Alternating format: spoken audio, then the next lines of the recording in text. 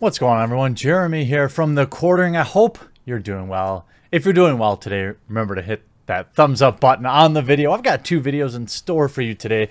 Still taking ideas for the 4 p.m. video. But for now, we take a look at the social justice mob versus anime, or anime, depending on how you might pronounce it. Now, every time I talk about the SJW influence on American or Westernized television, Netflix, or maybe our favorite shows, superheroes, things like that, people are always talking about in the comments, well, good thing I have my anime. It'll never happen to anime. Well, Sword Art Online, which is probably in the top 2 or 3 animes out there worldwide, is now openly bending the knee to SJWs. And even if you don't watch Sword Art Online, this is an important moment. This is when you have a leader in the industry whom many smaller books or authors may look up to, and they're going to follow suit. That's just the way it works. So this is a big deal for anime, whether you are into Sword Art Online or not. Now, there will always be your kind of raunchy or indie type animes out there, but it's an interesting story. Sword Art Online will become more politically correct due to Western reactions, says Kawahara. Let's read.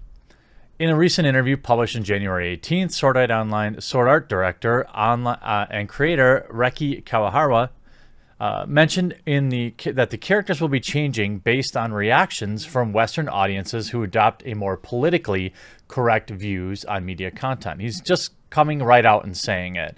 He's not saying, hey, we need to be more progressive. Hey, we're growing. He's just saying, no, it's got to be more politically correct. Essentially, he's saying that he will be listening to the loud minority of people whom we refer to as social justice warriors. Anime News Network did a quick and dirty rundown of the highlights from a very lengthy interview that Dengeki conducted with Kawahara, the artist for the manga Bloom Into You, and Neo Nakatani, the voice actress from Alice in the anime Sword Art Online. Sorry about those names. Near the bottom of the interview, Kawahara and Nakatani begin to discuss the roles of heroes and heroines in the manga and anime, after noting that some of Kawahara's influences for Sword Art Online included Final Fantasy, Dragon Quest, Ghost in the Shell. He went on to say that girls in Sword Art Online would be more active in the future. Kawahara was then asked by voice actress what his reasons were for changing the way that girls would be depicted in Sword Art Online, and he responded by saying the following: due to feedback from overseas events and fan reactions, perhaps it's time to grow or become more politically correct to some extent. Presently, overseas, the words hero and heroine aren't part of the dialect. Above all, protagonist and antagonist is more of their style, completely unrelated to whether they're men or women. I felt that that was the correct way of going about it. I tend to think that it's distortion to treat the heroine like some sort of trophy. Recently, I've made a deliberately conscious decision to write young females actively participating more in the story. Now, nothing wrong with that inherently, but to me, if you read between the lines, this is a very vocal minority getting Sword Art Online, author who's sold almost 17 million copies, to bend the knee. So for those of you asking, well, what will become of Kuretio? If I said that right, I probably didn't. I suppose some people might think this as a supplement, but by no means does this mean that she will no longer stand out, or that he will no longer stand out, sorry. For the young girls, I want to give them some strength to take a hold of their own lives. Then Nakatani responded by saying that other than those who become captured or prisoners, all of the heroines in the show did battle and fought and showed a lot of independence and self-reliance. He stated that originally he wasn't entirely conscious of the nuances in portraying genders that way, but over time he began bringing them into his own, unconsciously. In a way, he had not been influenced by SJWs of the West. One would wonder how Sword Art Online would evolve organically, or in his words, unconsciously. But now he's saying that due to feedback from a loud minority of the West, he will attempt to make Sword Art Online more attuned to political correctness for real anime fans and gamers that have been decrying and fighting against that since 2012. That's the thing. I suppose that one particular scene that aired during the last Sword Art Online could likely be the last time we see something like that. Kawahara is intent on pleasing the people who are pushing for more political correctness in entertainment media. Some anime fans worry whether we're seeing the metastasizing of AnimeGate as pointed out last year in a 5-part series in anime news. That's very true. And see, the interesting thing here with anime is it's remained relatively untouched by the blue-haired outrage mob here in the West.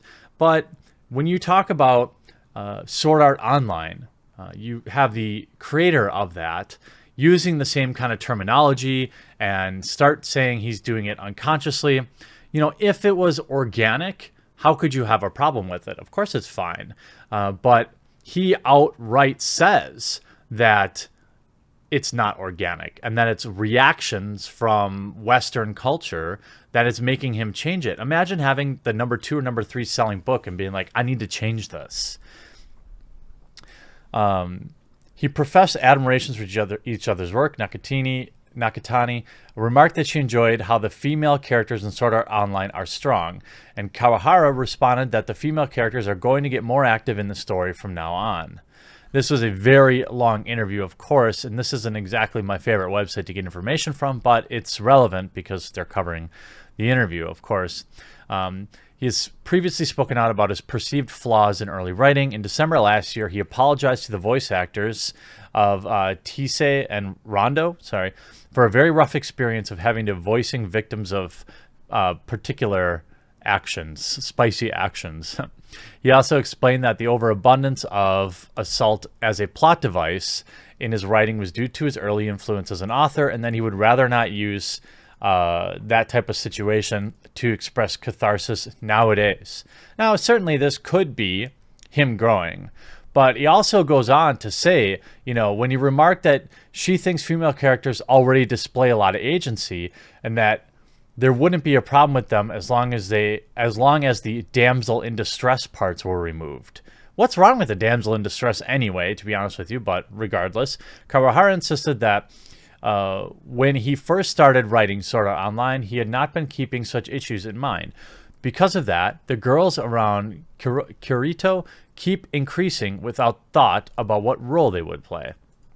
In the same interview, he revealed he's a big fan of Yuri manga and Bloom into You particular. He said that the closest he has ever become to writing Yuri is Yuki and Asuna's relationship in Mother Rosario's arc.